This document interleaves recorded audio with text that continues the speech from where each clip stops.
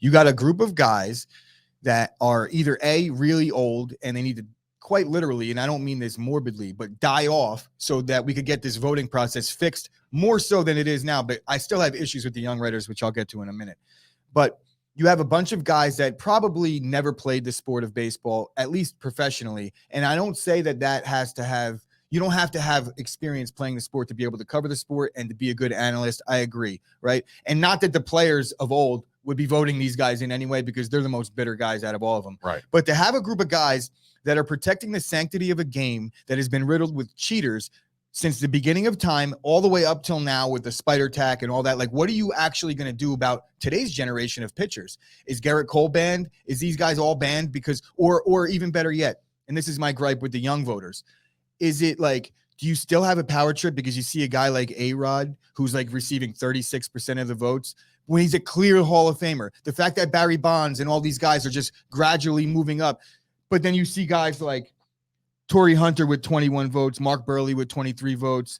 Burley was eligible already? Bobby Abreu Jesus with Christ. 34 votes, Jimmy Rollins 37 votes, and one more with Sammy Sosa 73 votes. So I guess he deserves some votes. But you have guys that are just giving away votes to guys that they know aren't Hall of Famers. Why are you wasting your vote? It doesn't make sense. If you think A-Rod's a Hall of Famer and you're going to say to yourself, you know what, I think A-Rod's going to get in, but I'm going to wait a couple years before I give my vote, then you're still on a power trip the same as the old guys are to me. Like, if you believe as a guy as a Hall of Famer, like David Ortiz, you might think he is.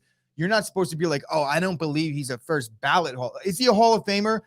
And you're voting on the ballot? You punch it. Is there 5 guys that you would put in the Hall of Fame before him? Then you leave him off. But if you look at him as a Hall of Famer and it's the first time on the ballot, then you're obligated to vote for him. In my opinion, you can't waste a vote on Mark Burley. I'm sorry, it just doesn't add up to me. Tim Lincecum got votes. You know, like there's guys that got a playoff guy, but that's really it.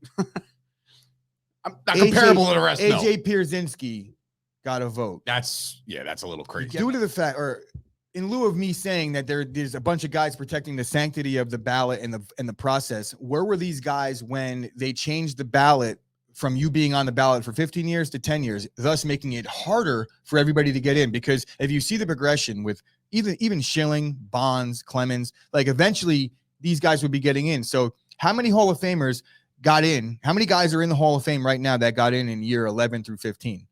They shouldn't be in.